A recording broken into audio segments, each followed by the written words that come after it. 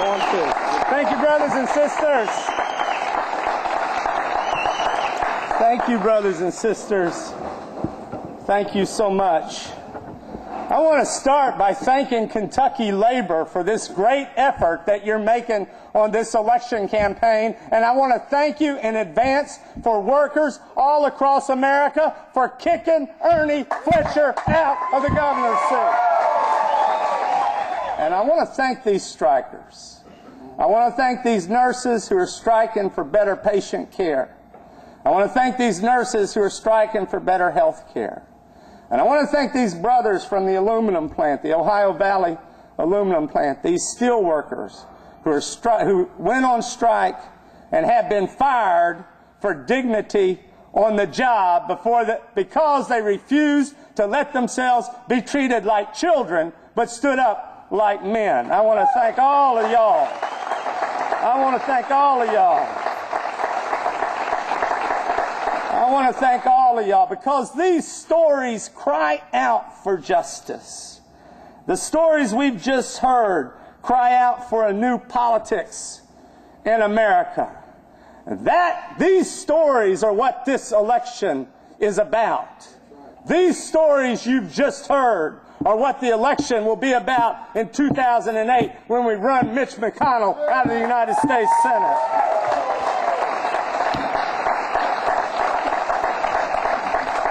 These stories, even more importantly, I believe, cry out for new values in America.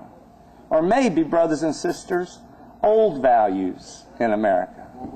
Values like my mama in West Tennessee taught me. You ought to get an honest day's pay if you put in an honest day's work. And you ought not have to go to the job and give up your human dignity. You ought not have to go to the job and give up your womanhood. You ought not have to go to a job and give up your manhood. You ought to be able to go to the job and demand to be treated with the dignity and respect that is due you just because you were breathed to life with the spirit and the spark of the divine, the child of an almighty and all-loving God. It is our right to be treated with dignity and respect. Old values like an economy that works for workers and lifts everybody from the bottom up, not just pulling the top further up. Old values like justice and fairness and treating others as you would have them treat you. And values like the right to form a union, to organize and bargain collectively. These stories also cry out not just for new politics and for different values, but for different policies and different laws. And that is why these elections are so important. Because our values inform our politics. And our politics inform the climate that we operate in, that we live in, that we work in, and that we try to achieve things for our family in. Brothers and sisters, unfortunately, these stories are all too familiar to me. I'm in a different city almost every day of most every week.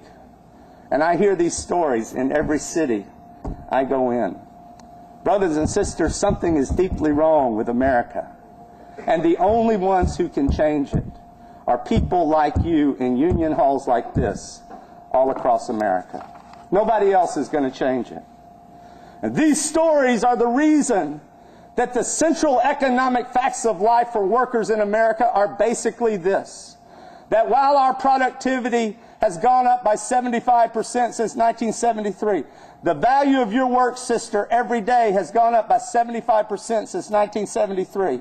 The value of your work every hour, brother, has gone up by 75% since 1973. Our wages have stagnated, flatlined, and in some industries actually declined. That in the richest country in the history of the world, and the nurses know this better than anyone, we now have 47 million people without health care. Worse than that, another 40 million with inadequate or unreliable health care. We have more people in America today without access to health care than we had when Medicaid was created in the mid-60s. The central economic facts, like there are 20% more people living in poverty today than there was when George Bush took office. And the central economic facts that in 1982, the average CEO in this country made 42 times as much as the average worker. Sounds like a lot, doesn't it? Today, the average CEO in America makes 411 times as much as the average worker. So when you go pick up your paycheck, if you're picking up a paycheck on Friday, the boss man at your company is picking up 400 of them for your one little paycheck. And yet, a corrupt corporate culture and radical right-wing Republicans like Ernie Fletcher and Mitch McConnell will tell you that somehow these economic facts of life for American workers are a result of natural forces. Or somehow they're a result of divine will. You turn on Fox News, some people call it faux news, and they'll be sure and tell you. Or Tucker Carlson on MSNBC, he'll be sure and tell you that this is just a fact of life, a fact of nature, or, Connie, that it's market forces that are causing this. Or unrestrained globalization that is inevitable and we can do nothing about it. And when they tell you that, they are lying. What's happening to workers in America? What's happening to workers in America is the result of a 30-year sustained, strategic, intentional assault on workers, their unions, our quality of life, and our values, and our standard of living, and our kids' future. And it's time we had a fight about it in America and change this country.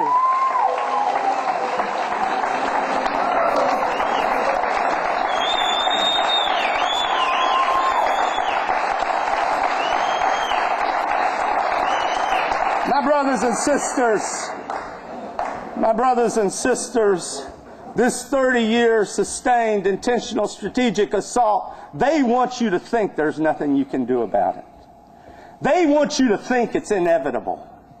They want you to think we are defenseless and powerless in the face of it. They want you to think that it's somehow the will of somebody bigger than us. This assault has taken many forms. Privatization, moving good, middle-class producing public sector jobs into the private sector just so somebody's crony, like Ernie Fletcher's crony, can get rich over it. Double-breasting in the insurance industry, working union over here, working non-union under a different name over here.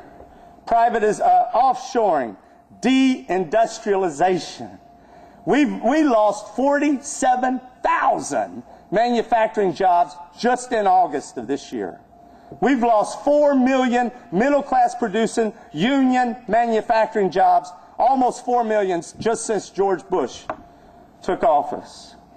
But the most important and the most debilitating and the most harmful element of this assault is the intentional destruction of any effective right to organize and bargain collectively. The willingness to do anything to stop workers from forming unions and bargaining collectively is now a routine part of a corrupt corporate culture.